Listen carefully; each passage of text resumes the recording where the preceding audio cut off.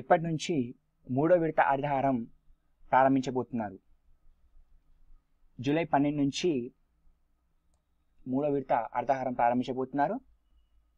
So ఈసారి 40 కోట్ల మొక్కలను నాటడం లక్ష్యంగా పెట్టుకున్నారు.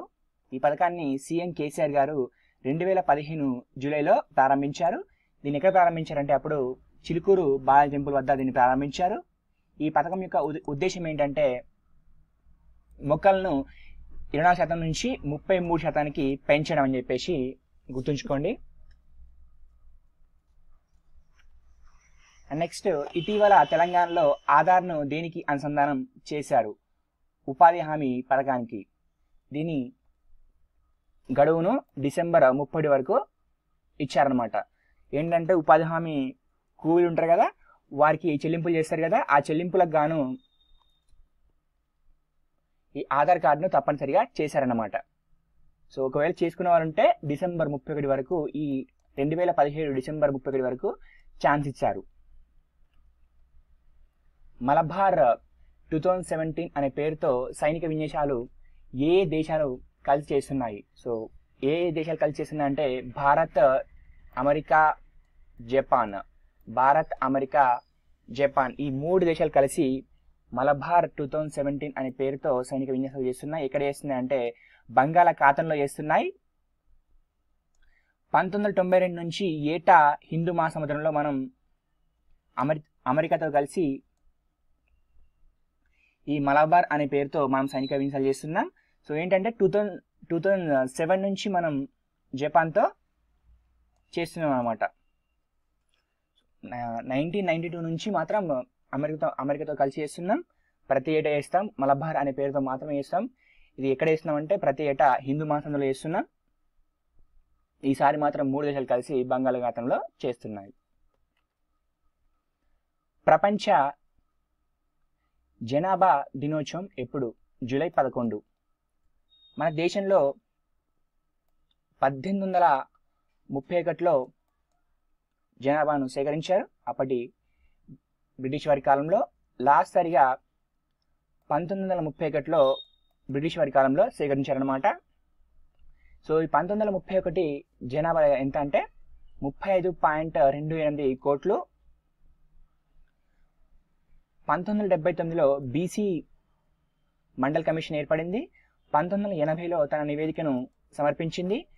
ఈ నివేదికలో ఏం పేర్కొందంటే దేశంలో 52% మంది బీసీలు ఉన్నారు, వారికి 27% రిజర్వేషన్లు ఇవ్వాలని చెప్పేసి మొట్టమొదటిసారిగా బీసీ మండల్ కమిషన్ పేర్కొంది. సో ఇదంతా మనకి ఇది పాలిటీలో వస్తుంది. ఈ రిజర్వేషన్ గురించి ఈ బీసీ మండల్ కమిషన్ మనకి ఇది పాలిటీలో వస్తుంది. సో వీరి సిఫారసును 1993 నుంచి అమలు చేస్తున్నారు అన్నమాట. సో ఏంటంటే రీసెంట్గా మనకు తెలంగాణగా రిజర్వేషన్ను 12% మేరకు పెంచింది. అంటే దాదాపు ఇప్పుడు తెలంగాణలో రిజర్వేషన్ 62% అని చెప్పి చెప్పుకోవచ్చు. సో రిజర్వేషన్లు అత్యధికంగా ఉన్న రాష్ట్రం వచ్చేసి తమిళనాడు.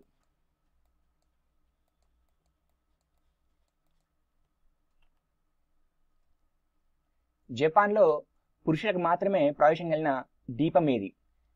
ఆ దీపం పేరు వచ్చేసి ఓకినోషియా. ఈ ఓకినోషియా దీపంలో ఇక్కడ పురుషులకు మాత్రమే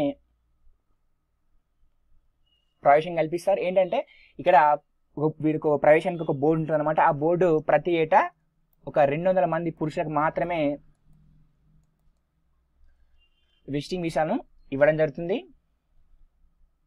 ఇక్కడ ఏంటంటే ఆ సముద్రంలో ఆ పురుషులు నగ్నంగా స్నానం చేసి ఈ ప్రదేశానికి వెళ్ళాలన్నమాట. అక్కడ తమ విలువైన వస్తువులను వదిలి వెళ్ళాలని, ఎందుకంటే ఆ దేశ సంక్షేమం బాగుండాలని చెప్పేసి అక్కడ వస్తువులను వదిలి వెళ్ళడం జరుగుతుందన్నమాట.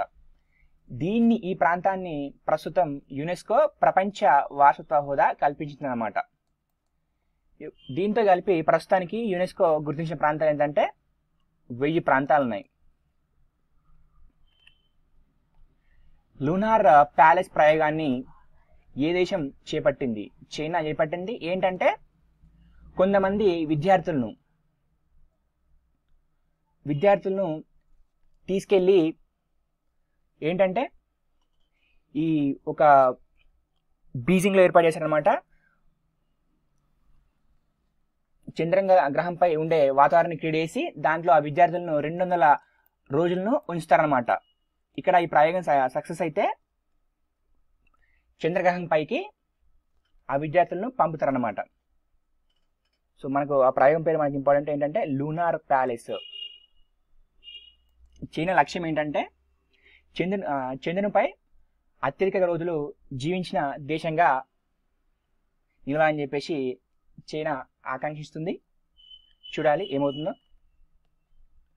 The making of a legend అనే పుస్తకం ఎవరు రాశారు? బిందేశ్వర్ పాఠక్. ఇది నరేంద్ర మోడీ జీవిత చరిత్ర.